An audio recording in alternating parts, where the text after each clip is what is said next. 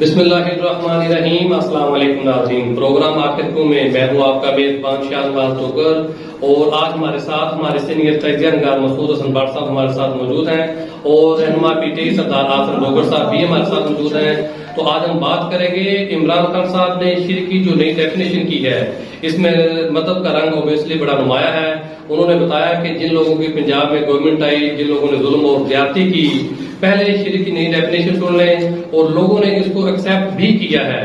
عمران خان صاحب جو کہہ رہے ہیں، پی ٹی آئی کے دیوانے مستانے پاگلوں کی طرح انہیں فالو کر رہے ہیں، وہ کچھ بھی کہہ دے وہ ان کے ساتھ ہیں۔ سن لیں انہوں نے کیا جن لوگوں نے 25 مئی کو یہ جو پولیس والے اور رینجروں نے جو ربر بلٹس اور شیلنگ کی تھی عورتیں بچوں کے اوپر، ان کو پتا تھا یہ غلط کر رہے ہیں، لیکن ڈر رہے ہوں گے کہ ہماری نوکری نہ چلی جائے۔ جب اپنی نوکری کو بچانے کے لیے غلط کام کرتے ہیں، گناہ کرتے ہیں، یہ بھی ایک شرک ہے۔ یہ جو ابھی بکے ہمارے لوگ بھیڑ بکریوں کی طرح، یہ بھی شرک ہے، کیونکہ اللہ الحق۔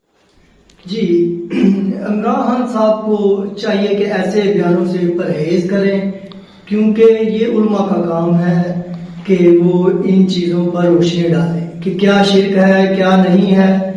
عمران خان سیاستدان ہیں اور اپنی سیاست کریں، ان کو یہ بالکل، کیونکہ نہ تو وہ کوئی عالم ہے، ٹھیک ہے، سیاستدان ہیں اور اپنی سیاست کریں۔ ان کو کیا ضرورت پڑی ہے، کبھی شرک پہ بات کر دیتے ہیں، کبھی کچھ، تو یہ کبھی ریاست مدینہ، تو ان بیانات سے ان کو پرہیز کرنا چاہیے اور خیال رکھنا چاہیے کہ اس سے لوگوں کے جو ہے جتنے بھی مسلمان ہیں ان کے احساسات کا خیال رکھنا چاہیے، وہ مجروح ہوتے ہیں۔ تو یہ بہت ہی حساس چیزیں ہیں اور اس پر بغیر کسی علم کے بات نہیں کرنی چاہیے۔